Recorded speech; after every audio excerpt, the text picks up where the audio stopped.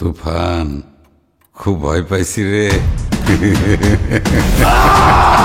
আজকে কথা বলবো তুফান সিনেমার টিজারটা নিয়ে। টিজারটা আসার পর থেকে বেশ একটা ভাইরাল। এখন সোশ্যাল মিডিয়ায় দুটো নামের খুব হইচই শুরু পড়ে গেছে। এক হচ্ছে সুপারস্টার সাকিব খান, দুই নির্মাতা রায়হান রাফি। এই সিনেমার টিজারটা দেখলাম। টিজারটা খারাপ দিকও রয়েছে, আবার ভালো দিকও রয়েছে। তো কোনটা ভালো দিক কোনটা খারাপ দিক সেটাই কথা বলবো। প্রথমে টিজারটার ব্যাপারে কথা বললি, তারপর তো ভালো খারাপটা আছেই। তো চলুন শুরু করা যাক আজকের রিভিউ।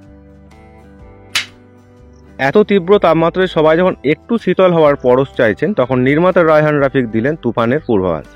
প্রকাশ্যে হয়েছে প্রায় 1.5 মিনিটের তুফান সিনেমার টিজার। আর এই টিজারে যেন তাণ্ডব শুরু হয়ে গেছে সাকিব খান ও চঞ্চল চৌধুরীর মধ্যে, যেখানে 90 দশকের একজন গ্যাংস্টারের চরিত্রটি রূপদান করতে চলেছে এই টিজারে সাকিব খান।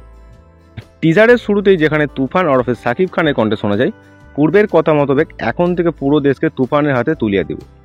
সে যা চাইবে তাই পাইবা, যা করতে চাইবে করিবা। এই কথাই মাতিয়ে রেখেছে দর্শকদের। শুধু এইটুকু নয়, আরও শোনা গেল যে তাকে বাধা দেওয়ার মতন কেউ থাকবে না। আর তাকে যদি কেউ বাধা দেয়, কি হতে পারে সেই ভয়ঙ্কর পরিস্থিতি ফুটে উঠেছে টিজারে। এমন তাণ্ডবের মাঝেও ঠান্ডা মাথায় দেখা গেল চঞ্চল চৌধুরীকে, যিনি তুফানের এই সব তাণ্ডবে মোটেই ভয় পাননি। উল্টে তার মুখে তাচ্ছিল্য, হাসি সহ সংকলাপ, তুফান খুব ভয় পেয়েছি রে। বুঝতে বাকি নিয়ে সিনেমায় দৃশ্যে সমানে সমানে টেক্কা হতে চলেছে সাকিব খান এবং চঞ্চল চৌধুরীর মধ্যে। টিজার দেখে যা মনে হচ্ছে ব্যাপক একটা অ্যাকশন হতে চলেছে এই সিনেমাটার মধ্যে। আর এই সিনেমায় সাকিব খান এবং চঞ্চল চৌধুরী তারা দুজনে যখন মুখোমুখি হবে, সেই সব দৃশ্যগুলো কিন্তু দেখার মতো হতে চলেছে। কারণ সিনেমায় সাকিব খান একজন বড় গ্যাংস্টার। শুধু গ্যাংস্টার বলা চলবে না, তার দুনিয়া সে যে কতটা পাওয়ারফুল সেটা কিন্তু ফুটিয়ে তুলেছে এই টিজারে।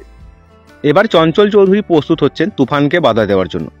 আর এই পুরো টিজারে আমার একটা জিনিস ভীষণ ভালো লেগেছে, সেটা হচ্ছে চঞ্চল চৌধুরীকে।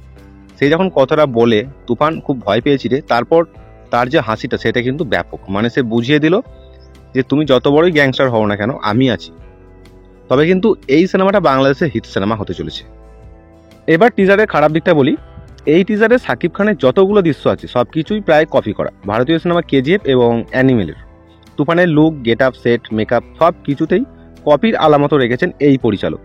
তুফানের ফার্স্ট লুক থেকে মনে হয়নি কেজিএফ স্টার জস এবং অ্যানিমেল স্টার রণবীর কাপুরের লুকের খেঁচুড়ি পাকিয়ে রেখেছেন নির্মাতা রায়হান রাফি। খুব বড় বাজেটে না হলেও ছোটখাটো অস্ত্র দিয়ে কাজ চালিয়ে নিয়েছেন এই পরিচালক। তো যাই হোক, আর কিছু বলছি না। আপনাদের মতামত আপনারা অবশ্যই জানাবেন, আর আরও জানতে আমাদের সাথে জুড়ে থাকুন।